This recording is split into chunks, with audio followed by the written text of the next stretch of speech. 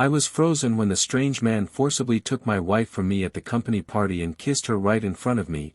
My heart broke into pieces. I was embarrassed, not knowing what to do. I went to her and said, "You just destroyed everything," and I said it in a firm voice, without raising my voice, but with such raw pain that my throat burned.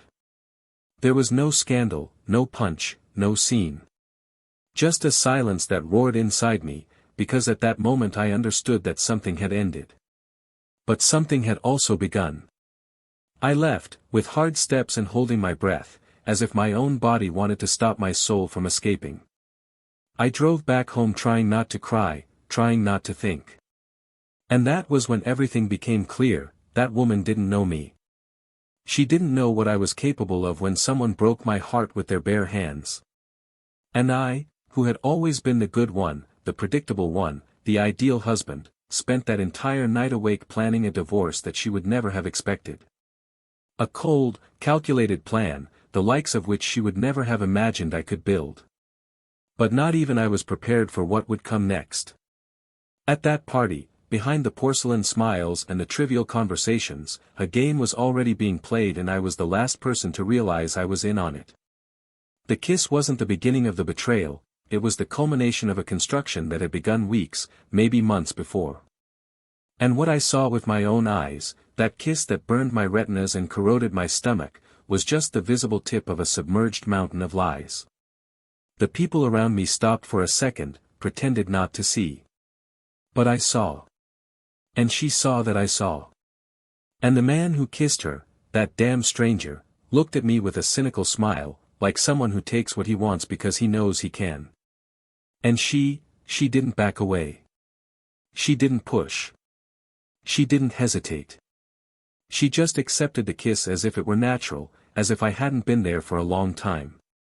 That wasn't a mistake, it was a choice. And that's why, for everything that moment meant, I didn't scream, I didn't drag her by the hand. I walked away with the dignity of someone who has lost everything and yet refuses to fall. Arriving home, with the sound of silence screaming against the walls, I began to remember everything. All the time she would come home late and say it was because of deliveries, deadlines, meetings. All the dry messages, the distant looks, the sudden absence of questions about my day. I fooled myself for a long time thinking that this was the weight of routine. But it wasn't. It was distance. It was escape. It was abandonment disguised as tiredness. And the cruelest thing about it all is that she knew I would never betray her. She knew my loyalty was absolute. She knew she could tear me apart in silence, one day after the other, and I would still be there, trying to make it work. Until she killed me once and for all with a public kiss. In the early hours of the morning, between anger and humiliation, something in me changed. I wasn't going to scream, I wasn't going to cry, I wasn't going to beg. I was going to give her back. Not with another kiss, not with another body. But with a plan. And my plan was simple, to leave her devastated. To make every certainty she had about me turn into doubt. To show her, calmly and with class, that she had lost everything, and that she would never get it back. But to do that, I needed time, silence, strategy. I spent days putting together every detail, adjusting every piece of the divorce like a conductor planning the last symphony before destruction. Meanwhile, she kept pretending, trying to act as if nothing had happened. And the worst part, acting as if she was still in control of the situation. But she didn't know that, the moment she betrayed me, she set me free. And that, while she was trying to keep up appearances, I was turning the tables. What she never imagined, and this was the sweetest part of my revenge, is that in the midst of my pain, I rediscovered something I had buried for years, my worth. And with it, someone who truly saw me. Someone who was there when everything fell apart and who, in silence, rescued me with small but powerful gestures. A coffee left on the table, a sincere question about how I was, a non-judgmental look. And without me planning it, I found myself involved in something new. Something clean. Something real. While she continued to sink into her own ego, believing she could manipulate me, I was relearning how to breathe next to someone who didn't need to lie to exist. And that's when everything changed for good. But life has an ironic way of giving back what we put out into the world. And when she realized that she had truly lost me, that I was no longer hers, neither in thought nor in resentment, she tried to win me back. And that was when the unthinkable happened.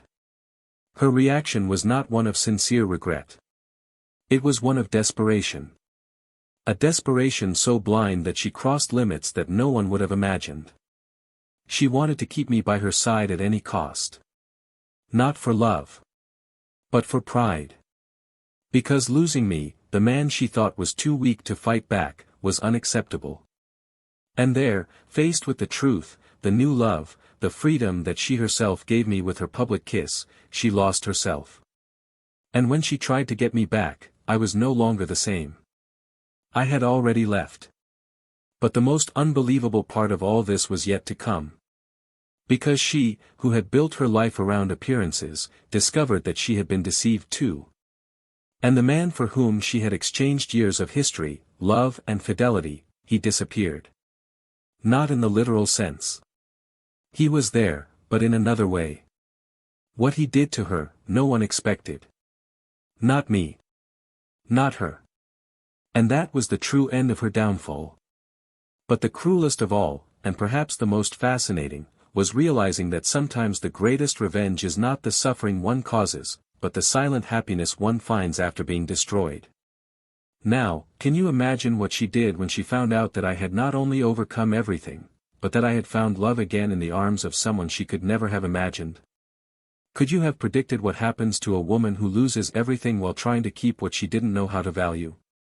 And what would you do if you found out that, in the end, the real secret wasn't the betrayal, but who had been silently watching everything from the beginning? Because this story still holds a revelation that changes absolutely everything. Welcome to the channel. Here, we make one thing very clear: we do not support, encourage or romanticize any type of betrayal. All the stories told are fictional, created with the sole purpose of showing, with intensity and realism, how betrayal is capable of destroying lives, relationships and destinies. Get ready. What you're about to hear now is shocking, profound and unforgettable. Good story. It was impossible to look at Daniel and not see a complete man, at least in the eyes of those who knew him from the outside. At 37, he seemed to have achieved that rare balance between stability, intelligence and sweetness that made him a naturally respected guy. He worked as a marketing manager at a technology company, where he was known for his calm demeanor, attentive gaze and the meticulous way he dealt with every detail. Daniel was not exactly charismatic, he did not make excessive jokes or draw attention when he entered places, but he had a kind of firm, calm presence, the kind that inspires confidence and transmits security. He was the kind of man who asked if you were okay, and actually waited for the answer. And it was precisely this quiet sensitivity that made Laura, an architect with a vibrant personality and strong opinions, fall madly in love with him 12 years ago. Laura was different. She had an energy that overflowed through her hands, her eyes, and the way she walked and spoke. Since college, she had drawn attention not only for her delicate beauty, but also for the sparkle in her speech and the way she got involved in everything. She could turn a trivial conversation about renovations into a passionate discussion about aesthetics, functionality, and emotion. She was intense, impatient, and at the same time incredibly generous. When she met Daniel at a lecture on emotional branding, she was in a hurry, late, and nervous, as she usually was. He, sitting in the third row, was watching the slides with that methodical, almost surgical attention. She stumbled as she entered, knocked over a glass of water in the hallway, and muttered a "shit," too low for an ordinary person to hear, but Daniel heard her and smiled. And when their eyes met, in that moment without any big words or promises, something began to develop between them that not even time could erase. Their relationship wasn't exactly easy. The difference between them was as clear as it was necessary. He organized the cutlery by type and function, she forgot her keys 3 times a week. He wrote down dates, deadlines, and appointments, she lived on a fine line between improvisation and functional chaos. But there was a rare kind of harmony between them. Laura made Daniel laugh at himself, took him out of his comfort zone, and provoked him with cutting arguments and genuine affection. He, on the other hand, made her breathe, think before acting, find anchor points when everything seemed like a whirlwind. And over time, even in the face of friction and heated arguments, they learned to love what was different about each other. Marriage came almost naturally, like a mature decision, not an impulse. There was no request for a movie or fireworks, but rather a conversation on the couch, on a normal night, with glasses of wine and sincere laughter. And at that moment, it seemed obvious to both of them that the next step was to share an entire life. The house they chose together was modest but full of personality. Laura insisted on colorful walls, large paintings, and books scattered throughout the rooms. Daniel negotiated for custom cabinets, efficient lighting, and a pantry with labeled shelves. The result was a home with soul, cozy, full of life, that told their story in every detail. Friday dinners were sacred, even when the routine threatened to drown everything. They had a habit of cooking together. He took care of the vegetables and meat, she took care of the pasta and sauces. It was a silent ritual of reconnection, where it didn't matter if they had fought on Tuesday or if they were tired from the week. On Friday, it was just the two of them again, listening to jazz or some forgotten playlist on Spotify. For years, Daniel believed, with the calm faith of someone who doesn't need daily proof, that his marriage was solid. Not perfect, of course, crises did happen. There were times when Laura wanted more from her career and got irritated with the routine, and other times when he would withdraw too much and stop communicating. But they talked. They always talked. And after each storm, there would be rebuilding, adjustments, and silent agreements made in the darkness of their bedroom or during their morning coffee break. Daniel was proud of this. He thought that was what made them both strong, their ability to not give up when everything seemed fragile. Their complicity in difficult times was, for him, the most concrete proof that their love was real. Laura, in turn, experienced moments of ambivalence that she rarely verbalized. There were days when I looked at Daniel and felt an immense tenderness, an almost childlike gratitude for having found someone so loyal, so present, so firm. But there were also days when I missed something I couldn't name. A restlessness that made her doubt herself, her choices, as if she were surrounded by a stability that was also a prison. It was the kind of conflict that hid behind the compliments, the family parties, the smiling photos posted on social media. She never knew if this was just a phase or the beginning of an invisible breakup. She tried to push her thoughts away by immersing herself in increasingly intense projects, accepting work invitations that took her far away, filling every space with activities, commitments, deliveries. Over the last 2 years, they had seen each other less during the day, but they still maintained their nighttime rituals. When he got home from work, she was already at the studio, and they only really met at the end of dinner. Even so, there was affection, there was respect, there was dialogue. Daniel never imagined that something was really wrong. If Laura was more distracted, he attributed it to fatigue. If her kisses became more frequent, he thought it was the stress of the deliveries. There were no major signs, at least not to him. Everything seemed within the margin of error of a mature relationship, with 10 years of marriage. She still laughed at his jokes. She still sat next to him on the couch, from time to time, and laid her head on his shoulder. It was all too subtle to be an alarm. The work trips had started to intensify the previous year. Laura was invited to take part in larger projects, partnerships outside the city, and meetings with other professionals in the field at design and architecture events. Daniel, proud, encouraged each new achievement. It was common to see him helping with her bags, checking her tickets, organizing documents for her. When she returned, she would bring small gifts, souvenirs, funny notes. And the first few times, he saw this as confirmation that they were fine. How could they not be? They had stories, they had plans, they had stability. Daniel never imagined that any of these trips could have any other motivation other than professional. On her side, however, there were doubts growing like cracks in previously solid walls. The constant presence of new environments, new people, new possibilities, made Laura question the life she led. Not for lack of love, but for a confused desire to find himself again, to discover who he was beyond the wife, beyond the architect, beyond the stable woman that everyone admired. Some nights, when I lay next to Daniel and listened to him breathing, I felt a strange pain. It wasn't a lack of affection. It was a lack of self. Of something I didn't know how to say. And as he never knew how to deal well with deep doubts, he decided to ignore them. Bury. Silence. Until he couldn't anymore. Daniel's work environment also began to change. A new director was hired, bringing with him a group of professionals from abroad. The atmosphere among his colleagues became more competitive and tense. And Daniel, who had always liked predictability, began to feel out of place. Still, he maintained his composure. He arrived early, left late, and avoided conflicts. The only thing that really excited him was the idea of spending a vacation with Laura in a different place, perhaps in Europe, as they had always dreamed of. He was already organizing documents and researching itineraries. He wanted to surprise her on their wedding anniversary. Little did he know how much fate had other surprises in store for him. From the outside, their relationship seemed untouchable.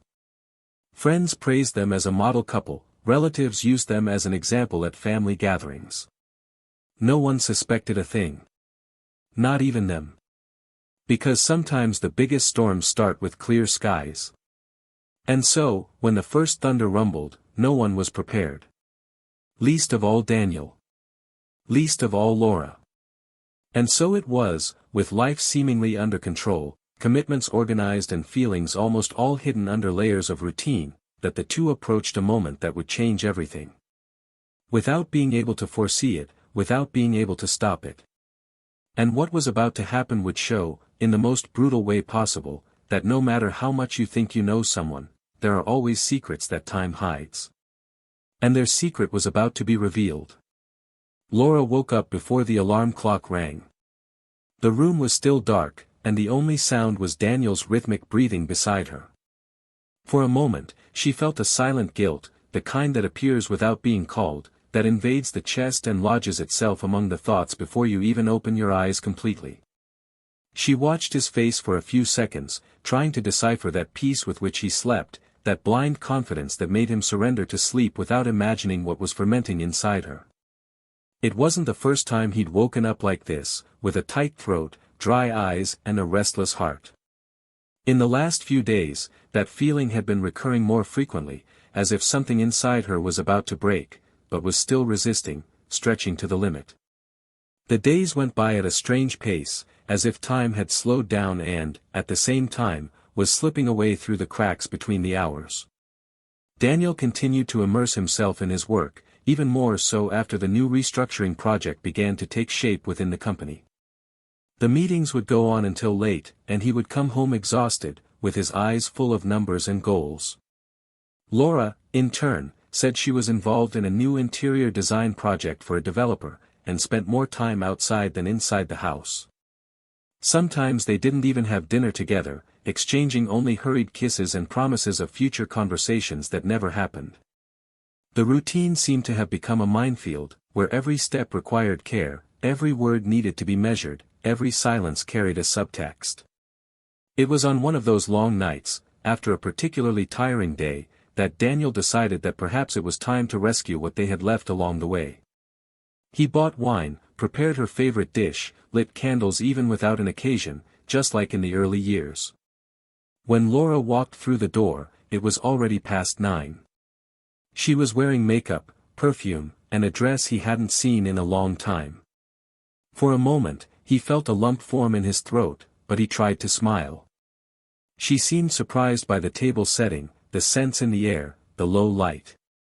He said he didn't know there was anything special, but he sat down, accepted the wine, bit his lips. They talked, laughed a little, but they laughed. Daniel, however, felt that something was missing. There was a heaviness in her eyes that didn't suit the moment. A silent rush, a veiled urgency. He couldn't say why, but something about that dinner made him feel out of place in his own home. The next morning, he found a crumpled cigarette pack on the sofa. Laura didn't smoke. Never smoked. He asked, and she said it belonged to her office colleague, who had dropped it during a quick visit to review some samples. Daniel nodded, but it stuck in his throat. The uneasiness grew slowly, like a low hum that insisted on not going away. Doubt, the kind he had never felt before, began to creep in through the cracks in his confidence. Still, he refused to believe it. It justified everything.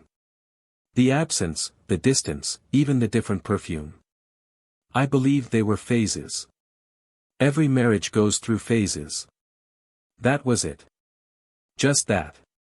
It was only when the invitation to the company's end-of-year party arrived that he began to see the small details more clearly. Laura seemed hesitant about the idea of accompanying him. She said she had an appointment that same day, a get-together with her colleagues from the studio, but after some insistence, she accepted. She said she would find a way. On the day of the party, she got ready with care, something she hadn't done in a long time. Daniel, although happy to see her so beautiful by his side, couldn't ignore the discomfort that insisted on lodging itself inside his chest. She was beautiful, but there was something in the way she looked away, in the way she fidgeted with her hands, as if something was bothering her. They arrived at the party together, greeted colleagues, smiled for photos, and toasted with the directors. Laura seemed more tense than usual, avoided prolonged eye contact with anyone, and was often on her cell phone, typing quickly, hiding the screen. Daniel tried to ignore her, tried to focus on the conversations, the toasts, the laughter. But something in him was already starting to crumble. That was when he lost sight of her for a few minutes. He went out to answer a call from the international team and, when he returned, he no longer found her among his colleagues. He walked among the guests, passed by the bar, looked in the hallways, and that was when he saw her, not from afar, nor hidden, but in the center of the room, under the eyes of dozens of people, in the hands of a man he had never seen before. The man was tall, elegant, unknown. And he held Laura by the waist with the intimacy of someone who didn't care about hiding anything. And then, without hesitation, he pulled her towards him and kissed her. A long, firm kiss, full of desire. Laura hesitated for a second that seemed eternal. But she didn't push him away. She didn't push him away. She simply kissed back, although her body was visibly tense. Daniel was paralyzed. The world around him seemed to go silent. The voices, the music, everything disappeared. It was as if there was only that scene. His wife in the arms of another man. His heart raced, not just out of jealousy, but out of humiliation. Out of not understanding. Out of feeling exposed. Out of realizing, in a brutal way, that this wasn't a mistake. It was a choice. He took a deep breath, walked towards the two of them. Laura saw him, her eyes widened. The man didn't move, didn't even show surprise. Daniel stopped in front of her, his face still, his eyes hard, and simply said, "You just destroyed everything." After that, he turned his back. He didn't wait for an answer. He didn't want shouting, explanations, or a scandal. There was nothing left to save at that moment. When he got home, he locked himself in his room, sat on the edge of the bed and stared at the wall for minutes that seemed like days. The image of the kiss repeated itself over and over in his head. The questions came flooding back. How long ago? Who was the man? Why right there, in front of everyone? But he didn't cry. He didn't scream. He felt such a deep emptiness that any reaction seemed too small. What had once been home now seemed strange. It wasn't just pain. It was disappointment. And the certainty that something had broken irreversibly. That very morning, he began to write. Not letters. But plans. Rationality took the place of emotion. He opened spreadsheets, reviewed documents, checked contracts. He began to structure each step of what would come next. A calculated, surgical divorce. No scandal, but with consequences. He wanted Laura to understand, without an extra word, what it meant to lose the man she thought she would have forever. And as I wrote, I thought about everything I had given, everything I had stopped being to maintain that marriage. The anger came little by little, like an ember that ignites silently, but soon turns everything to ashes. And in that inner fire, he began to be reborn. He still didn't know what awaited him, but something instinctively told him that the story was far from over. There was a secret. A detail that would change everything. And he was about to find out. The morning after the party was deathly silent in the house. Laura arrived at dawn, walking on tiptoe as if that could lessen the weight of her choices. Daniel was no longer in the room. He had slept in the guest room, but he didn't even close his eyes. He spent the night awake, mentally reviewing every scene from the previous night, every gesture, every expression that now, in retrospect, seemed so obvious. For the first time in years, he didn't make breakfast. He didn't leave a note. He didn't say good morning. He simply locked himself in the office and began printing out the divorce documents with surgical precision. He knew that this was not the time for conversation, confrontation, or confession. It was the time to act. And so he spent the weekend, silent, meticulous, preparing everything. Laura, perhaps realizing the gravity of what she had done, didn't try to explain herself. She walked around the house like a shadow, sometimes trying to start a conversation, but he wouldn't even look her in the eye. On Monday, Daniel left early for work. He didn't let anyone know. He didn't leave a message. He just left. Laura sat on the couch for hours, staring at the wall, trying to understand when her life had split in two. The phone rang, but she didn't answer. The unknown number kept calling. Until a message appeared, "Can we talk in person? I need to tell you something important." It was from the man at the party. The same one who had kissed her as if he were on stage. She hesitated for a few minutes, then simply replied, "Today, at 3 p.m., at the Gallery Café." And she went. With her heart pounding, her throat dry, and her eyes swollen, she went. Because she knew there was something unsaid, something in that story that was beyond her control. He was already there when she arrived. Sitting at one of the tables in the back, his eyes lost in the bottom of his cup. When he saw her, he stood up and, without a hint of a smile, simply said that he needed to tell her something. Something that would change everything. She sat down, crossed her arms and waited. There was no more room for beating around the bush. Then he blurted out, as if he was taking his breath away, "I wasn't the one who sought you out. It was him. Daniel. I was paid to do this. To get closer. To test you." Laura didn't answer. She just stared at him, waiting for the moment when it would make sense. But it didn't. It was like listening to an unknown language. He went on. He said that he had met Daniel months ago, by chance, at an external consulting job he was providing to the company. And, during an informal conversation, Daniel mentioned that he felt something strange in the marriage, but had no proof. That he suspected a disconnect, a subtle distance. And that, on impulse, he suggested that he, a stranger, a new, charming, unknown face, approach Laura. He wanted to know how far she would go. He wanted to confirm if his intuition was wrong. But what started as an agreement turned into a problem. Because he started to really like her. And the plan, that cold and unlikely plan, fell apart. And he, instead of backing down, decided to force the end. Laura stood still. Her hands trembling, her eyes fixed. She asked why. Why would Daniel do that? Why not just talk? And the man, who now no longer seemed so seductive, so confident, answered in an almost guilty tone of voice that Daniel had already talked to. Many times. But he felt that there was something beyond what words could reveal. That he needed a clear signal. A limit crossed. And that, when he saw her give in, even for a few seconds, he had his answer. Laura got up from the table slowly. She didn't scream. She didn't cry. But she felt a hole open up beneath her feet. The betrayal that she thought was hers was now also his. And the pain of having been deceived like that, used as a pawn in a cold game, cut through her skin like a blade. She walked home in silence, her steps light and her stomach burning. Daniel was there, sitting at the table with the divorce papers piled up in front of him. When he saw her come in, he didn't say anything. He just calmly handed her the documents. She stood still, staring at him with wide eyes. "Why did you do that?" he asked. Daniel remained still.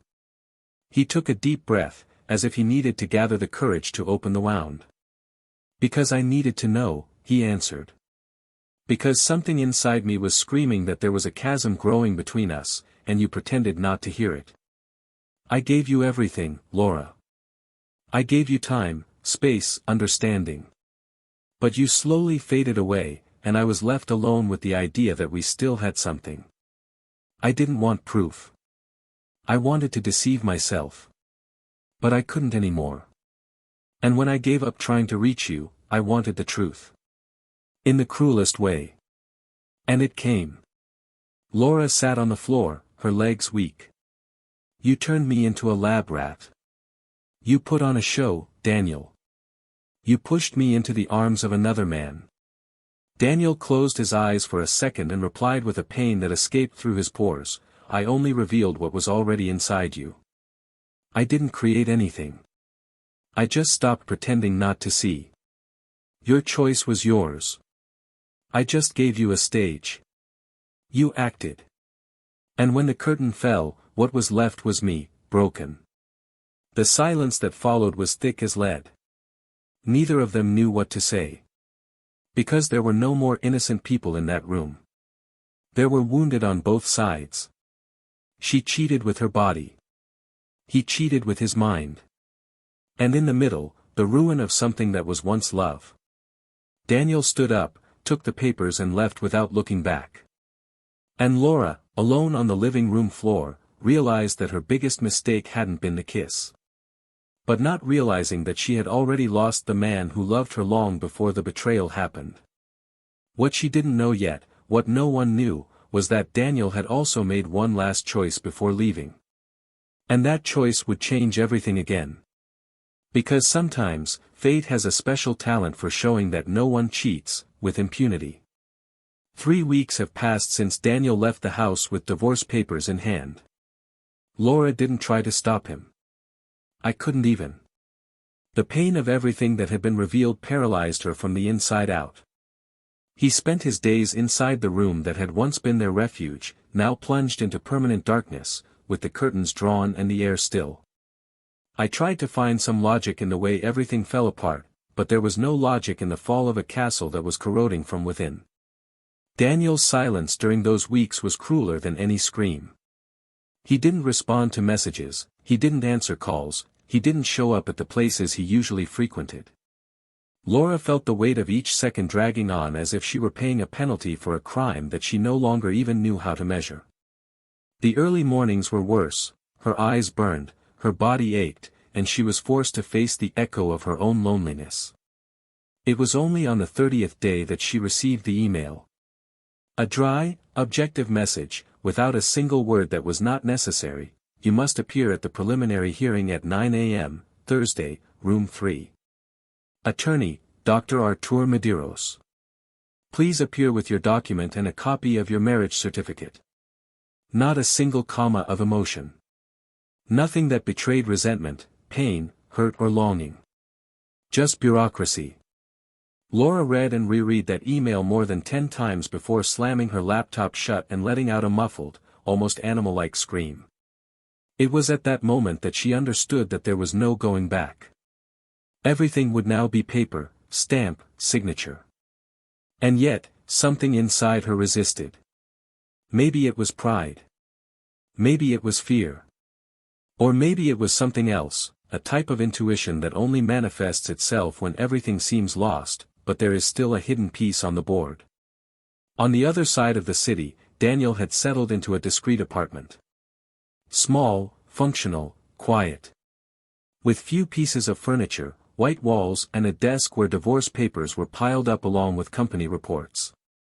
He seemed to live on autopilot, but there was a new lucidity in his gestures.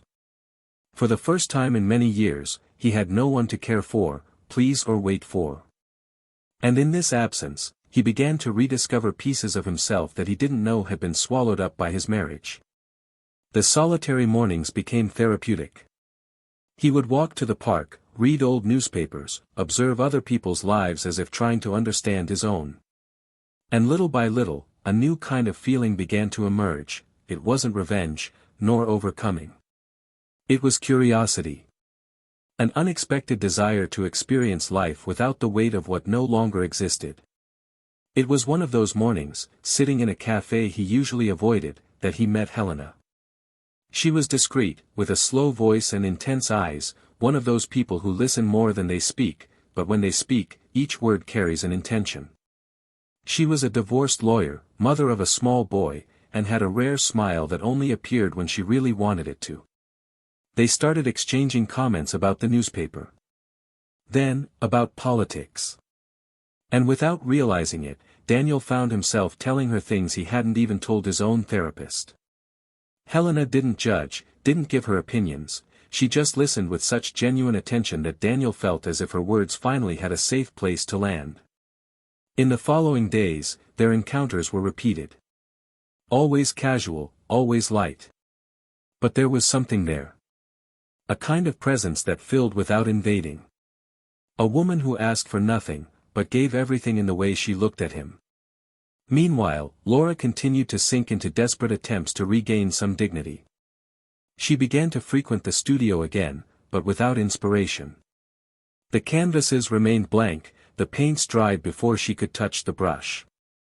She began to avoid her colleagues, abandon projects, and turn down invitations. The only thing she still did regularly was walk to the old park where Daniel used to take her on Sundays. There she would sit on the same bench, as if, somehow, he might appear. As if, in some fold of time, the past would return to sit next to her and pretend nothing had happened. It was during one of these walks that, by chance or irony, she saw him. From afar. Talking to a woman she didn't know. Laughing. Relaxed. Vivaciously different from the man she remembered. Laura stopped. She observed. And felt something tighten in her chest that wasn't just jealousy. It was the definitive realization that she had lost him. Not because of the kiss at the party, not because of the divorce papers. But because there, in that simple scene, he seemed to have become someone whole again. The hearing took place on a cloudy morning. Laura arrived dressed in a sober dress, without makeup, with her hair tied up in a messy way. Daniel was already there, sitting next to the lawyer, serene. When she entered, he did not look away. He just greeted her with a slight nod. The two sat facing each other. And it was the judge who started. A series of formal questions, notes, data checking. But then, as they were already moving towards the conclusion, Daniel's lawyer asked to speak. He said that there was something relevant that needed to be included before the agreement was signed. The judge nodded. And that was when the world seemed to stop for a few seconds. My client would like to record, in the minutes, that he has given up all material assets linked to the marriage, including real estate, investments and the joint design company founded by Mrs. Laura Vasconcellos. He understands that you must continue the project, and he wants you to do so in its entirety. He also informs that he has transferred all the shares of the enterprise to your name, without asking for compensation. Laura felt her hands go cold. The words came as a silent impact. She turned her face to him, trying to understand. The judge also looked at him with a confused expression. But Daniel just nodded and said, "Yes, that's correct." The room fell into an awkward silence. Laura tried to say something, but the words wouldn't come out. The judge asked everyone to wait in the hallway while the document was adjusted. As they left, she pulled him by the arm. "Why are you doing this? Why now?" He looked at her, and for the first time in a long time, she saw tenderness in his eyes. But a tenderness without longing. Because I needed to see you lose me to remember who I was. And now that I've remembered, I don't want to carry you anymore. You were important. But you can't come with me to what comes next. I'm leaving whole, and you need to learn to rebuild in the same way. It's not revenge. It's freedom. She wanted to scream, cry, protest. But nothing made sense. He was giving up everything. Not out of resentment. But because, deep down, he no longer needed it. It was no longer about her. It was no longer about the past. Daniel had done what no one expected, he had chosen to start over clean. And the absence of that attachment, that silent lightness, hurt more than any fight, any speech. Because it showed, clearly, that he was truly free. When she left, he didn't accompany her. He just got into a car and drove off. Laura stood on the sidewalk for a few minutes, watching people pass by, trying to understand when everything had gone wrong. But now it was no use. The man she thought she knew was somewhere else. And for the first time, she felt the weight of being alone with her own choices. Meanwhile, Daniel parked in front of Helena's building. She opened the door with a slight smile, and he entered as if he were returning home. Nothing was said. But there was a silent truth between them, built without lies, without games, without wounds. Just presence. And there, in that moment, everything finally began. The days that followed the hearing seemed to float in a nameless time. For Laura, reality had become a strange, almost unreal place, as if she inhabited a setting that she had previously recognized but that now rejected her with every object, every smell, every corner of the house she had once shared. The silence that was once suffocating now became frightening due to its permanence. There were no more connections, no more messages to respond to or avoid, no more promises to redo. All that existed was the echo of what was and the shadow of what could have been. The nights were long, and the days dragged on with the exact slowness of someone who had been left behind. But what hurt wasn't just Daniel's absence. It was the brutal lucidity from which he had departed completely, with no pending issues, no hurts to be discussed, no grudges to be diluted. He was gone in one piece, and she remained fragmented, trying to piece together the pieces of a story that, even in pieces, was still all that was left of her. She tried to take refuge in her work, but the studio, once a symbol of autonomy and creativity, was now a tomb of memories.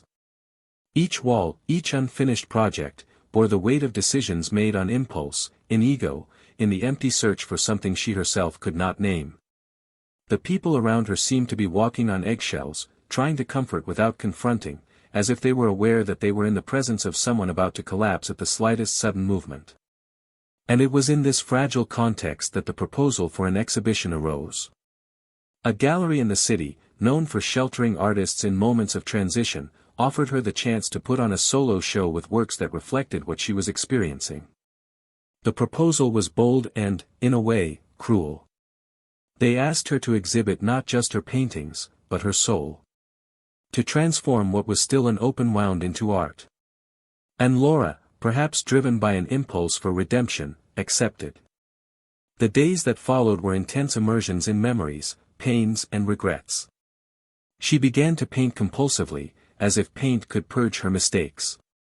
Each painting was a contained scream, an attempt to translate into color what words could never achieve.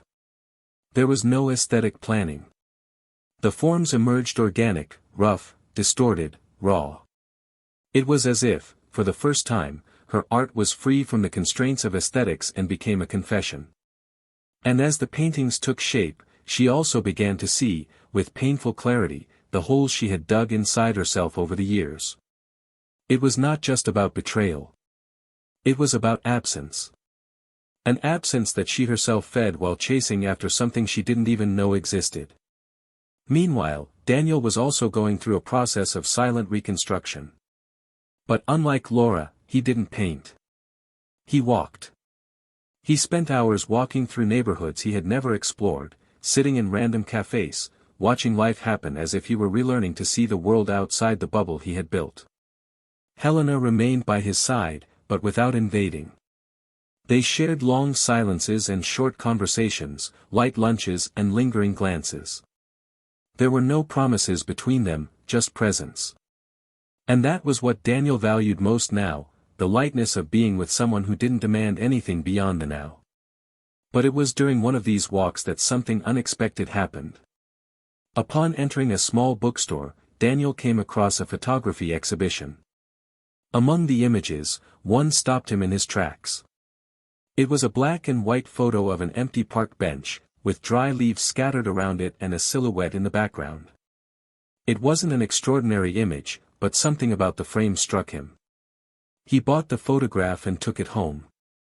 A few days later, he discovered that the author was Laura.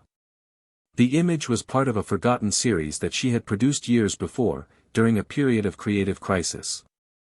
Seeing her name there, in such a pure context, without noise, without scandal, reminded him that there had been beauty in their story.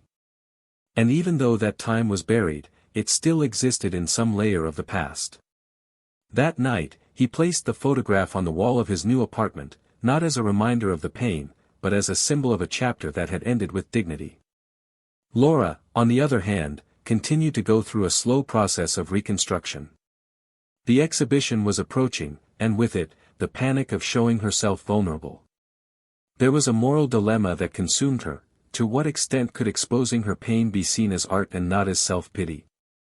To what extent would transforming her betrayal into a visual narrative not be a way of manipulating other people's perceptions, of seeking empathy where there was only responsibility? She spoke to curators, friends, psychologists. But no answer calmed her down. Until she decided to write a letter. A letter to Daniel. Not with the intention of sending it, but to tell him everything she had never had the courage to say. She wrote it for 3 nights in a row, without editing, without censorship. She talked about the insecurities, the fears, the old wounds that she had carried since before she met him. She talked about how his strong presence, even though loving, sometimes made her feel small. And about how, instead of talking, she chose to sabotage herself. At the end of the letter, she acknowledged her cowardice. And asked for forgiveness. Not just because of the betrayal. But because she stopped seeing who he was while trying to find who she herself had stopped being. On the eve of the exhibition, Laura decided to include a final installation in the show. A sealed envelope, stuck to a white wall, with the following inscription: "The letter that was never read." It was his last work. A symbolic gesture. A silent apology. And even though Daniel would never see it, she felt she needed to leave it there, in front of everyone, as a way of admitting her flawed humanity. On the other side of the city, Daniel received an invitation to the exhibition. No sender, just the name of the gallery. He was in doubt for days. Helena noticed his silence. And one night, while they shared a glass of wine, she simply said, "If you still have something to understand, go. Just don't expect answers. Go for the question." And he went. He arrived discreetly, avoided talking to acquaintances, and walked among the works with attentive eyes. He recognized in each brushstroke a pain that didn't need to be explained. And when he reached the sealed letter, he stopped for several minutes. He read the inscription, took a deep breath, but didn't try to open it. He simply closed his eyes for a moment and then smiled, a slight, almost imperceptible smile. And he continued on his way, in silence, like someone who finally understood that there are stories that don't need an ending to make sense. Laura saw him from afar.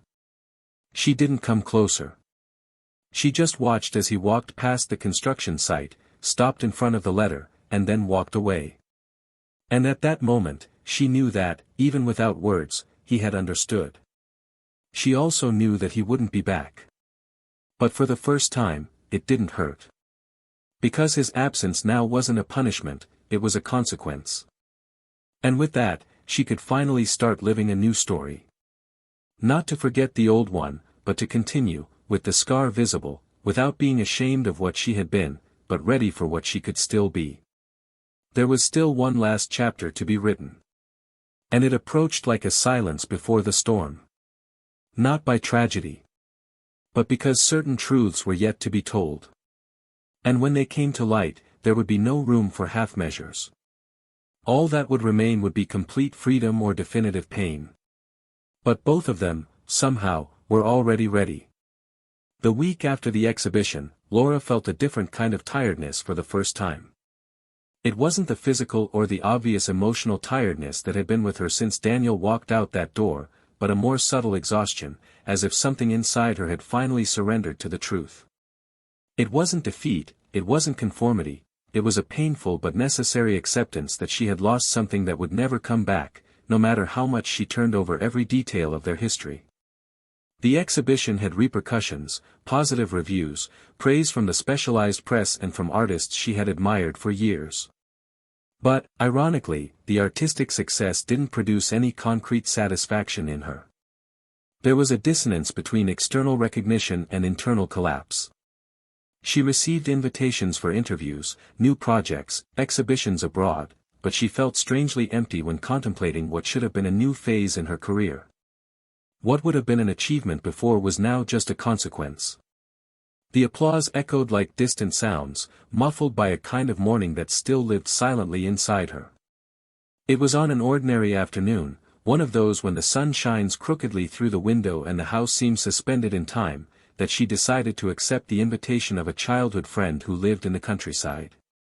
An old invitation, constantly postponed, to spend a few days away from everything, away from the city, the gallery, the looks, the traces of the life that collapsed. Laura got in the car late in the morning and drove for almost 3 hours to a small village surrounded by mountains and streams. There, time seemed to move at a different pace. People walked more slowly, smiled unhurriedly, looked each other in the eyes. Her friend welcomed her with a hug that lasted longer than any words could have. During the first few days, Laura allowed herself to simply exist. He woke up early, walked along the trails, read books that he found scattered around the house, picked fruit in the backyard and talked about trivial things with people who knew nothing about his life, his past, the exposure, the scandal, the betrayal. It was as if, in that silent refuge, she had rediscovered a dormant version of herself, one that existed before everything became so intense, so difficult. Meanwhile, Daniel was experiencing a kind of rediscovery in motion. Helena, with her silent wisdom, had shown him the difference between companionship and imprisonment. They didn't live together, they didn't make long-term plans, but there was a slow, solid, respectful construction between them. One day, walking through a bookstore, Daniel found a book about time and its layers. He spent hours reading excerpts right there, standing, as if those pages translated what he still couldn't name. He learned that time doesn't heal everything, but it does reposition the pain. That some wounds don't heal, but they stop bleeding. And, above all, that starting over isn't about forgetting, it's about integrating. One night, during a simple dinner at Helena's house, she looked at him with rare tenderness and said something that stuck with him: "You don't have to commit to the idea of being happy now. You just have to keep moving. One step at a time. And that's life." Daniel didn't answer. He just smiled, took her hand across the table and remained there, in the most intimate gesture he knew, being present. Laura, in turn, began painting again. But this time, without the urgency to expose, without the commitment to transform pain into aesthetics. "I painted out of inner necessity, out of almost childish pleasure, out of curiosity." He began to draw faces of strangers, expressions he saw on the streets of the village, simple gestures that would previously have gone unnoticed.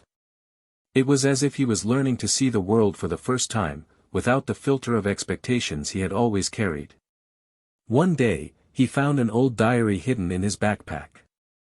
It was a notebook that I used to sketch out project ideas, but whose last pages were filled with loose texts, reflections, fragments of memories. When she reread those words, she realized that long before the kiss that turned her story upside down, she had already disconnected from what was essential. The kiss was just the trigger. The absence came first. The omission, the silence, the lack of courage to face what needed to be said. And with that realization, he cried. But it was a different cry, not of despair, but of understanding. A cry that came to cleanse, not to destroy. After 2 weeks, he decided to come back. Not out of obligation, but because she felt that something in her had changed. He returned home and found it as he had left it, quiet, clean, organized. But his eyes now saw other things. She noticed the poorly sealed windows, the plants that had dried out without her noticing, the dust that had accumulated on books she hadn't opened in months. He spent the day cleaning, not for hygiene, but as a ritual. He took down old photos from the wall, put souvenirs in boxes, donated clothes, and rearranged furniture.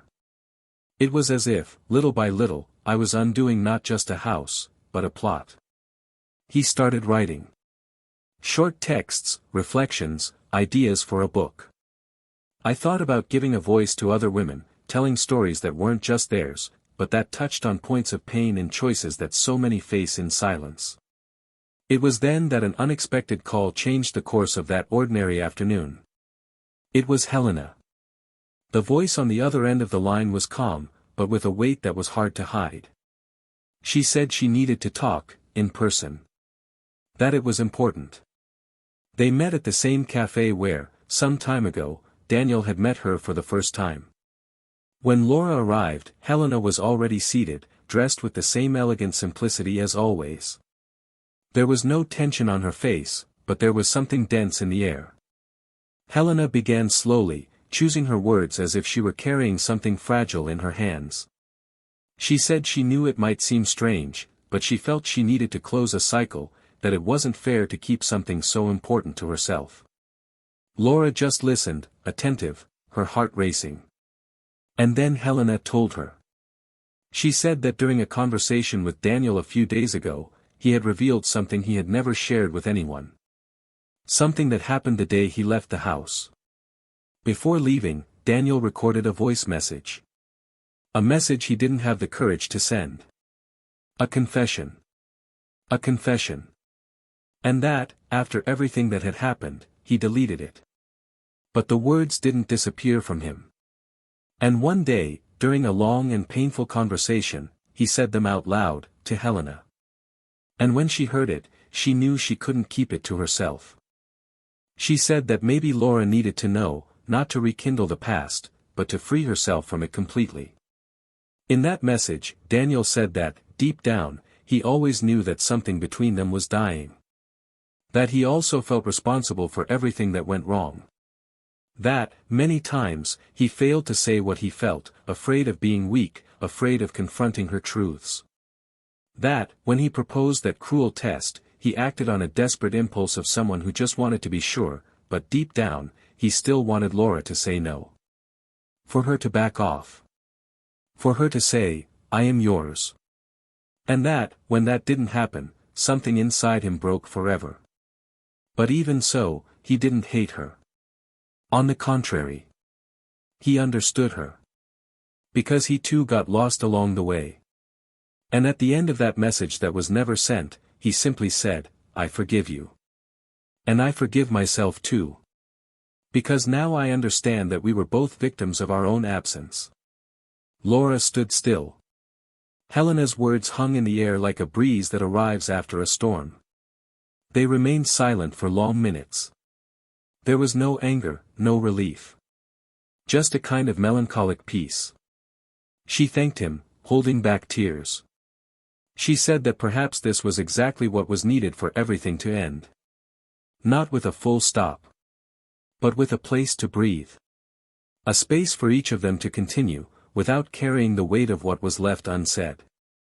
That night, Laura returned home and looked at the photograph on the wall that she had not yet taken down, the park bench, the dry leaves. He smiled. Not with longing, but with affection. Because now, finally, I knew that what they both experienced was real. And what they lost too. And yet, they were intact. In pieces that time knew how to reorganize. And the end was now near. But it wouldn't be a fall. It would be a flight in different directions. Because some stories don't need to come back to be complete. They just need to be understood. And freed. Autumn arrived with its yellowish hue dyeing the sidewalks and pouring a new silence over everything that still remained. The leaves fell slowly as if they wanted to whisper that time, despite everything, followed its relentless course, indifferent to broken hearts and interrupted stories. Daniel had moved to a new apartment in a more remote neighborhood, surrounded by trees and trails. The space was small, but sufficient. The walls were white, still without paintings, but there was a bookshelf where books were piled up without order, and a corner reserved for a new activity he had taken up, carpentry. He started with small pieces, tables, supports, rustic benches, and little by little he transformed his hobby into therapy. It was in the details of the wood, in the almost meditative repetition of the movements, that he found a new peace, a type of contemplation he had never known. Helena was still present, but now in more spaced cycles. The bond between them, although strong, never took the traditional form of a conventional romantic relationship. She was a port in the middle of the storm, but they both knew that their connection had served as a bridge and not a destination. In a frank conversation, they decided that each would continue their journey with gratitude, but without continuing to carry something that no longer required continuation. Daniel now lived in silence, but not in solitude. The solitude that had once haunted him so much had been replaced by a peaceful solitude, built with awareness and calm. He no longer sought answers about the past. He did not seek reunions, explanations, retaliation. He had found a type of freedom that came from complete acceptance. Sometimes he thought of Laura, not with longing, but as if he remembered a landscape he had once inhabited. Something that had been part of his path, but that had remained behind. The memory of her was serene, faded, almost abstract. And that, for him, was enough. Laura, in turn, had accepted the invitation to exhibit her series in a gallery in another country. She traveled alone, without any rigid plans, with a light suitcase and a heart still under reconstruction, but determined not to repeat the same mistakes. The exhibition was a success. But more important than the external recognition was what it represented internally, a true closure, a rite of passage. During the trip, she met new people, new perspectives, new possibilities of existence. She didn't get involved with anyone. Not because she didn't want to, but because she understood that for a long time she had been confused within relationships. That, before loving someone again, she first needed to love herself outside of the mirror of others. She began to write more seriously. A book of chronicles about choices and omissions, about suffocated truths and the silences that shape relationships. The stories had no names, but whoever read them would know that they spoke of pain, forgiveness, and maturity. It was a raw, intense book, written with the lucidity of someone who had been hit by their own reflection. On a gray afternoon, in a cafe on an old street, Laura met Helena again by chance. The world seemed too small not to cross their paths one last time. They sat down, ordered tea, and smiled with a silent respect that only two women who knew the depths of each other could share. Helena talked about her new professional phase, about how she decided to return to her hometown and take up a position in the public defender's office. Laura talked about the book, about the trip, about the desire to build something that made sense for other women who, like her, got lost trying to please everyone but themselves. At the end of the meeting, the two hugged for a long time. There was no need for words. They both knew what that farewell represented. It was the end of a cycle, not in a painful way, but like the closing of a book that had been read carefully, marked, cried over, lived, and that now needed to be put on the shelf.